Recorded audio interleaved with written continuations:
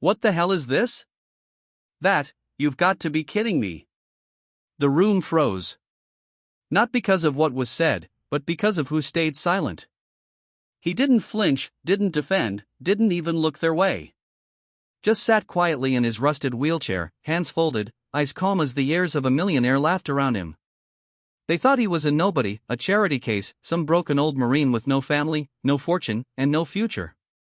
But what they didn't know was that this man, the one they tried to humiliate, was the only one the millionaire ever trusted. And when the will was read, it wasn't their names on it. Could one silent man change everything? Because strength doesn't come from appearance, not from words. It comes from silence. Welcome to Graceful Valor Stories, where tales of compassion and kindness are told. Let's uncover what really happened. The morning fog still hung low over the hills of rural Virginia when the black sedans began arriving. One by one, they pulled up the gravel driveway of the Callahan estate, a sprawling mansion that had stood for over a century surrounded by sycamore trees and iron gates. Inside, the air buzzed with anticipation. The great Edward Callahan, a retired Army colonel turned business mogul, had summoned his extended family for the reading of his will. And where there's a fortune, there's always a crowd. They came dressed for a magazine cover, tailored suits, silk scarves, leather handbags, Rolexes that gleamed under crystal chandeliers. They exchanged fake hugs, air kisses, and murmurs of such a loss, even as their eyes gleamed with greed, but no one paid attention when an old pickup truck quietly rolled to a stop near the side path. It wasn't supposed to be part of this show. From the passenger door, a man lowered himself into a wheelchair with steady, practiced ease. His body was weathered by time and battle, one leg missing from the knee down, a thick military jacket over his frame, a USMC cap pulled low over his brow. That was Luke Jefferson, 72 years old, a former Marine, a man who'd once led men through dust and fire and now managed the gardens and barns on this estate. He didn't wear medals. He didn't announce himself. He just wheeled himself slowly up the ramp and into the front hall. The room fell quiet, then buzzed with confusion. Who let the gardener in? Someone whispered. Maybe he's lost, another chuckled. Or here to clean up after we pop the champagne. A few people turned to stare, their eyes full of judgment. Luke didn't meet their gaze. He rolled to the far corner of the room away from the crowd and parked his chair by the window. There was no shame in his movement, just calm, steady, like a soldier who'd walked into more dangerous rooms than this. From the far side, Brandon Callahan, Edward's cocky great-nephew, leaned toward his cousin. Is that the guy who trims the roses? He muttered with a grin. Looks like he trimmed his own leg off, came the cruel reply. They laughed. Luke said nothing. Not once did his hands clench. Not once did his expression falter. His eyes scanned the room briefly, then returned to the hills outside. The whispers grew. He's probably some charity case, Edward took in, murmured Melissa Green, a niece in a designer dress. Maybe gave him a room in the barn or something. Ugh. Smells like engine oil, added her husband. What a buzzkill. From across the hall, a teenager snapped a photo of Luke and snickered. Got to post this? Who let G.I. Joe into the will reading? No one stopped him, not even the butler. But Luke didn't flinch. His silence was louder than any insult. His dignity stood tall, even while sitting in a rusted wheelchair. The crowd swirled with noise. Laughter, heels clicking, glasses clinking. Luke was invisible, yet he saw everything. His gaze paused briefly on the oil painting of Edward above the fireplace. The young officer in a full uniform, hand resting on a saber, then back to the window. And still, not a word from him. No resentment, no defense, only quiet presence. They didn't know that Luke had worked this land for 20 years. That he'd been the one to build the veterans' greenhouse at Edward's request. That every rose in the garden, including the white one planted in memory of Edward's late wife, was cared for by these same weathered hands. He'd never asked for praise, never bragged, never spoke of his service, and never once asked to be part of the family. And yet, he was the only one Edward truly trusted. But what would happen when the will revealed the truth? Just as the mocking reached a crescendo, the clock struck 10. The heavy oak doors creaked open. Attorney Bernard Shaw entered, briefcase in hand, silver hair perfectly parted. The chatter stopped. "Ladies and gentlemen," he said, "thank you for coming. Edward Callahan has asked me to conduct this reading on his behalf." People shifted in their seats. Luke didn't. He remained still, hands folded, shoulders squared, as if he knew something the others didn't. And as the will began, no one noticed. Brandon pulled a cocktail napkin from his coat pocket. He scrawled the words charity case in thick black marker, then walked slowly behind Luke's chair. With a smirk, he tucked the napkin into the handle of the wheelchair like a cruel joke pinned to a child's back. Snickers followed. Phones came out. Luke didn't turn around. He simply kept his eyes on the window, waiting. Not for revenge, not for pity, but for truth. The kind only silence can deliver. The room held its breath. Bernard Shaw adjusted his glasses and placed a single thick envelope on the table before him. No velvet box, no ceremonial flourish, just a man doing his job. But everyone in that room knew this envelope carried something far more dangerous than gold. It carried the truth. "Before I begin," Bernard said, his voice firm but courteous, "I've been instructed by Mr. Callahan himself to ask that you listen in full before making any statements or judgments." He glanced around. A few eyebrows rose. Brandon gave a small chuckle. Melissa rolled her eyes, but Luke, he didn't blink. His eyes remained on the mist beyond the hills. A pale reflection of the fireplace flickered against the window pane near him. He didn't move. Didn't even flinch when someone near the back whispered, "It's probably some dramatic stunt." Old man always loved theatrics. Bernard continued undeterred. "This is the last will and testament of Edward James Callahan," he said, "executed 6 months ago. Signed, witnessed, and filed in accordance with Virginia law." The legalese fell on designer ears that were barely listening. Everyone just wanted to know who gets what. Brandon leaned forward in his chair, fingers steepled like a corporate king waiting his crown. His gaze flicked to the painting of Edward, then to the lawyer, then back to the charity case sitting quietly near the window. He smirked. "This will be good." Bernard unfolded the document. "I, Edward James Callahan, being of sound mind and clear intention, declare this to be my final will." The room rustled. Melissa adjusted her scarf. Clara uncrossed and recrossed her legs. Roger's phone buzzed on silent. He glanced, ignored it. Bernard's voice was steady, deliberate, every word chosen. "To my extended family whom I have watched from both near and afar, I leave this message.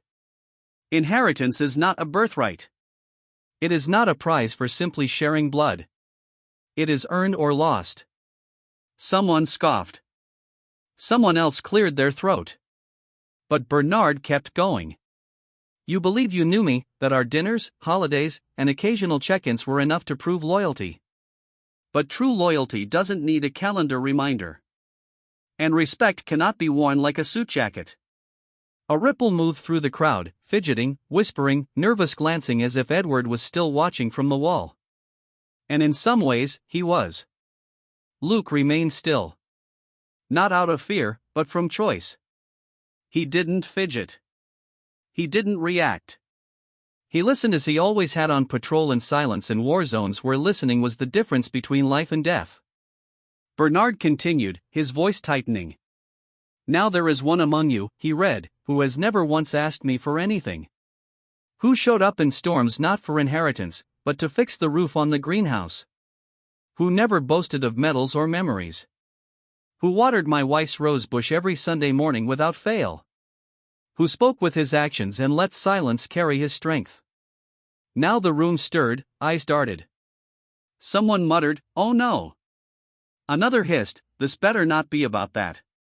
Clara's phone slid slowly into her purse. Brandon's jaw tensed, and still Luke said nothing. The lawyer looked down at the last paragraph. "I leave my estate in full to the only person who showed me what family means. Not through blood, but through quiet loyalty. My house, my land, my business shares, my vehicles, my accounts, everything." He paused, then said the name, Luke Jefferson. Gasps broke the air like gunfire. Melissa stood up so fast her chair scraped the marble. Brandon shouted, "What?" Roger dropped his glass. Clara's mouth opened, but no words came out. Even the butler, Pyre, quiet in the corner, dropped the silver tray. But in the middle of the chaos by the window, Luke simply blinked. Not wide-eyed, not shocked, just blinked. He turned his head slightly to eyes meeting Bernard's across the room. Bernard gave a small nod. Luke nodded once in return. That was it. No speech, no gloating, no dramatic gasp of surprise. Because Luke hadn't come for wealth. He'd come for the man who once told him, "If anything ever happens to me, you'll know what's right." And Luke had always known. But how would the heirs react to this shocking twist? The silence didn't last. It never does in a room full of people who believe they've been robbed. "What the hell is this?" Brandon barked, standing up so fast his chair toppled. "Is this a joke?" Melissa hissed, her voice sharp, her designer bangles clinking as she slammed her fist onto the table. You've got to be kidding me." Luke didn't move. His eyes returned to the window where the fog was beginning to lift. The hills beyond were turning gold in the morning sun. He liked that view. "Someone forged that will," Roger snapped. "It's obvious he's a nobody. A gardener, a broken vet." Bernard Shaw remained calm, but his voice was firmer now. "The will is legitimate. Witness, notarized, backed by supporting documentation, medical files, photographs, recordings. You expect us to believe Edward gave everything to him?" Clara pointed a trembling finger toward Luke. "The man hasn't even said a word." At that moment, Luke slowly turned his head toward her. No anger, no defense, just a look, steady, unshaken. The kind of look you can't argue with. Clara blinked, then looked away. "Do you want proof?" Bernard asked, already reaching into his briefcase. Because Edward expected this reaction, and he prepared for it. He pulled out a small black remote, pressed the button. A soft click echoed from the far wall. The grand painting of Edward began to slide upward, revealing a recessed monitor. It flickered to life. And then there he was, Edward Callahan, alive. The room froze. Not a single breath was drawn. He sat in a leather chair, older and thinner than his portrait, but his eyes were just as sharp, cold, intelligent, commanding. The timestamp in the corner read, "Live feed, April 15th, 03 a.m. Edward folded his hands in front of him, then spoke. "If you're watching this, I'm assuming the screaming has started." A few people gasped. Brandon looked like he'd seen a ghost. Melissa staggered back, grabbing the edge of a table. Edward continued, "Let me guess. You thought I died and that my estate was up for grabs. You flew and dressed up, smiled through your teeth, and waited like vultures circling a body." He leaned forward slightly, "But I'm not dead. I'm watching." His words hit like thunder. "Most of you haven't visited in years. Some of you never. You call yourselves family, but you only come when there's money on the table." His gaze, even through a screen, was piercing. "But one man showed up again and again. Not for favors, not for checks, but because he remembered who I was before the money, before the medals, before the empire." He paused and then said his name, Luke Jefferson. The whispers died instantly. Some looked down, others looked away. "Luke saved my life," Edward continued. "Twice in a place most of you can't pronounce, let alone survive. He pulled me out of a burning convoy, took shrapnel to the shoulder for it, never asked for a medal, never even told anyone. I had to find out years later from a doctor. Not from him." Clara swallowed hard. Roger adjusted his collar. "He never told you that, did he?" Edward's smile was faint, but it held weight. "Of course he didn't, because Luke doesn't talk for credit.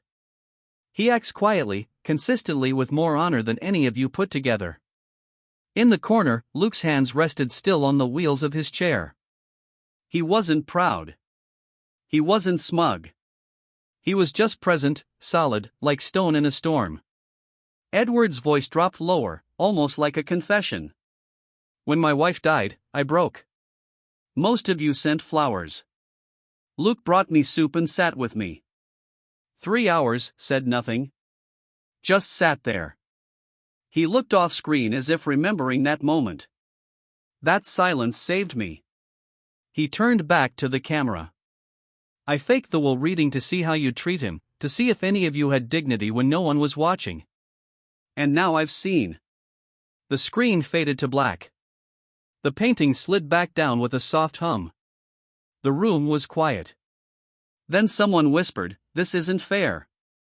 Another muttered, "He tricked us," but no one yelled anymore. They couldn't because the truth had spoken and its voice had been calm, firm, and irrefutable. Luke didn't move, didn't smile, didn't cry. He just sat there as steady as the land he'd cared for, knowing he'd never needed to prove anything because the only man who mattered had always seen him clearly.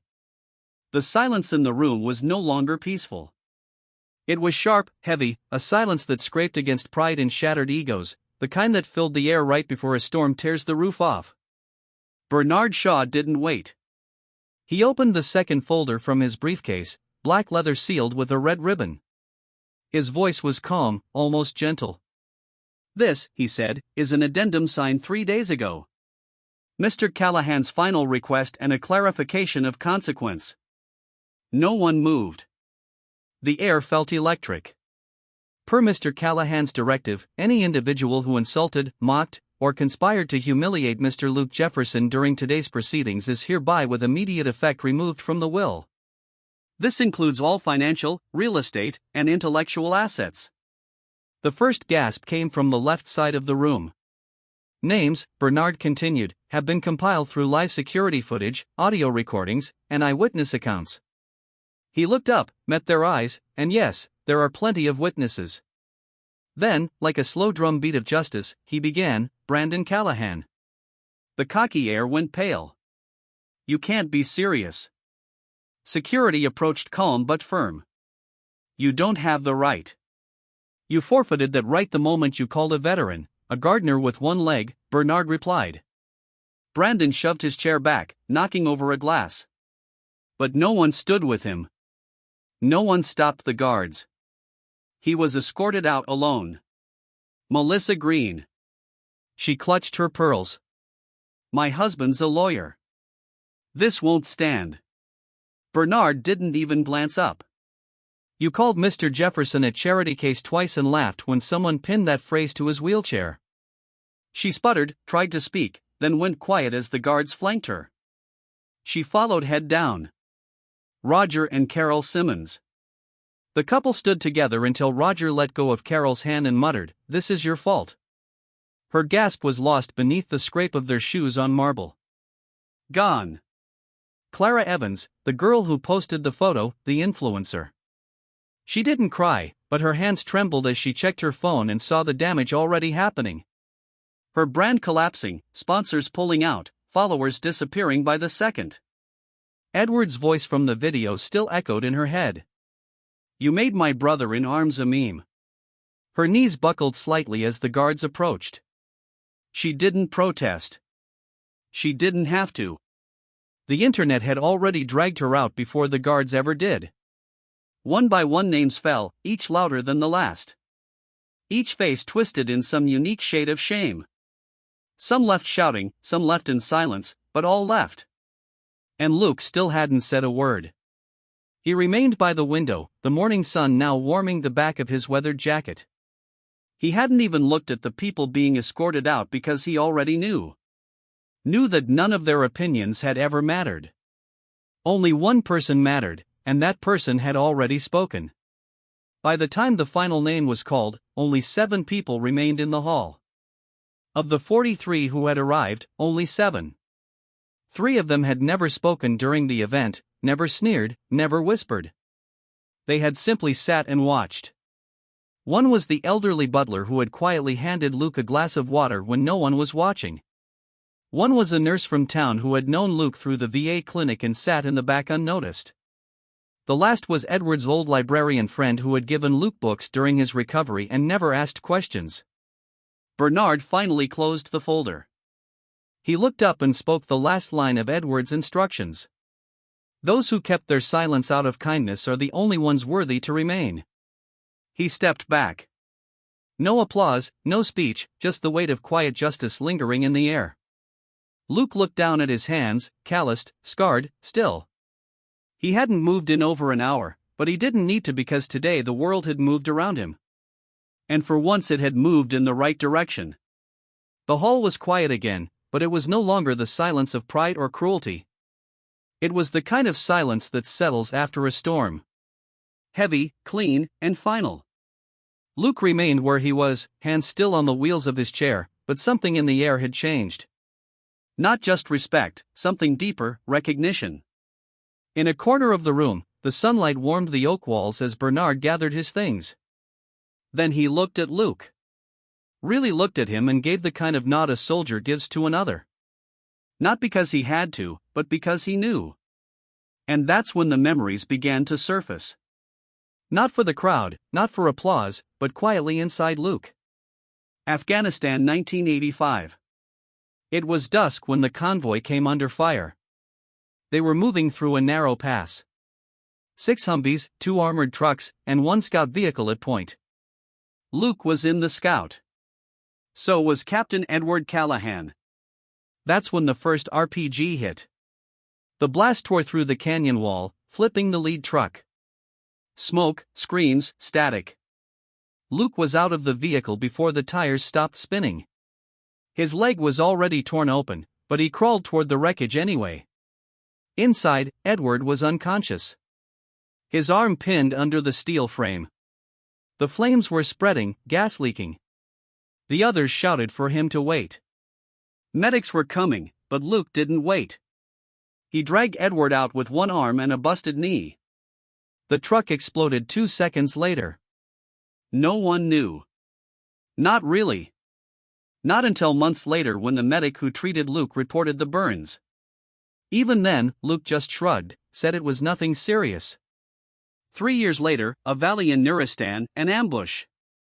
Edward had been promoted to major. Luke was already considering retirement. They were scouting terrain when shots rang out. Edward was hit in the shoulder and fell down a ravine. The team couldn't find him. It was Luke who went down. By rope alone, it was Luke who carried Edward up that cliff inch by inch, blood trailing behind him. Edward was unconscious for most of it. When he woke up 2 days later, Luke was gone, back on patrol like nothing happened. Luke never told the story. Not once, even when Edward tried to bring it up years later, Luke just smiled. Wasn't about me, he'd say, just doing what needed to be done. Years later at the estate, Edward sat on the back porch, his eyes glassy after the funeral, his wife gone after a long battle with cancer. No words had been spoken in over 3 hours. Luke sat beside him. Bowl of homemade chicken soup in one hand, thermos of black coffee in the other. He didn't speak, didn't console, didn't offer advice, just sat.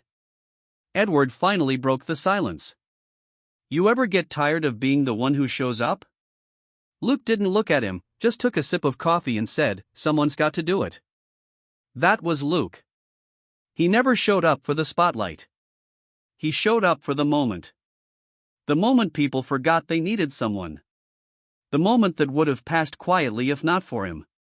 And now, as the last guest trickled out, and the estate grew quiet again, Luke wheeled himself slowly forward, not to the center of the room, just to the wall where Edward's portrait hung. He looked up at the face in uniform. So much younger, prouder, untouched by time, and Luke nodded once. Thanks for trusting me. No one else heard it, but the room did. Somehow. That evening, Luke didn't stay in the big house. He rolled himself back to the small cottage near the stables, the same place he'd lived for the last 20 years. He cooked his own dinner, ate in silence, and when he looked out the window toward the rose garden, he could see the white blossoms glowing faintly in the moonlight. Still blooming, still tended, just like always. Spring turned into summer on the Callahan estate. But it no longer felt like a fortress. The locked gates were opened. The manicured lawns, once trimmed for appearances, now welcomed bootprints and wheel tracks. The mansion didn't stay silent. It echoed with new voices. Not investors, not heirs, veterans. Some young, some old. Some in wheelchairs like Luke. Some still burying the sand of distant wars in their shoes. They didn't come for money.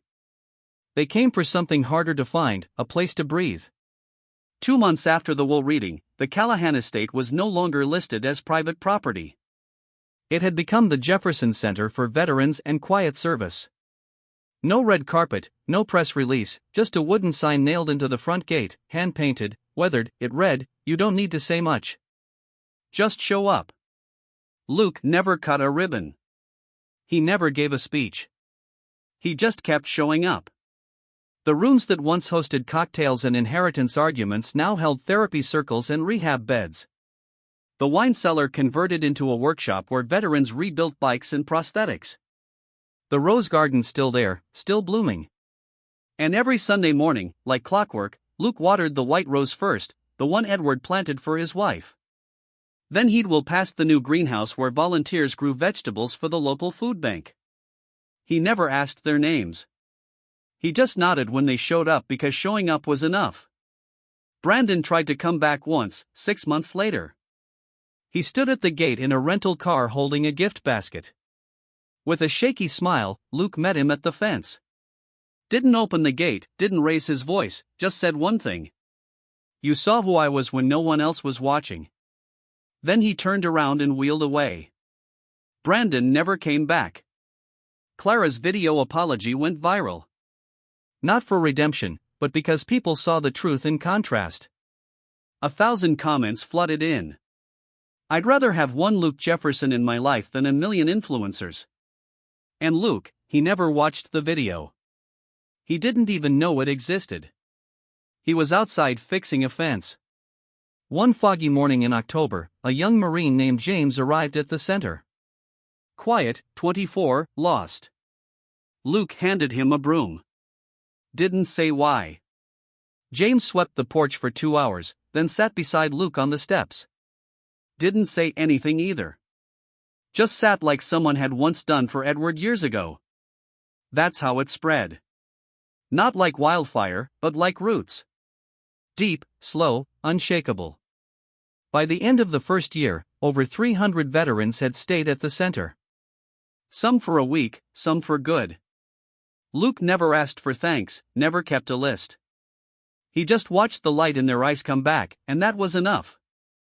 On the first anniversary of Edward's death, the staff gathered for a small dinner in the main hall. No speeches, no champagne, just stew, coffee, and stories. Someone raised a toast to Edward. Then another voice added softly, "And to the man who never needed recognition, but gave everything anyway." Everyone turned to Luke. He didn't lift his glass. He just nodded once. Quiet kindness, silent strength. That was all. The lights dimmed. The house quieted. Outside, the white roses glowed faint in the starlight. And inside, at the edge of the porch, Luke sat with a mug of black coffee. No camera, no headline, just a man who had been seen and decided to see others in return. Not for credit, not for legacy, but because someone had to do it. In our darkest moments, kindness still finds a way. Often in the quietest places. Not everyone who helps wants recognition. Some just need to know that today someone isn't going hungry. And sometimes that alone is enough to change a life. You may forget the story, but if no one retells it, history stays silent forever. Subscribe to Graceful Valor Stories, where justice is honored, kindness is remembered, and no act of quiet heroism is ever lost.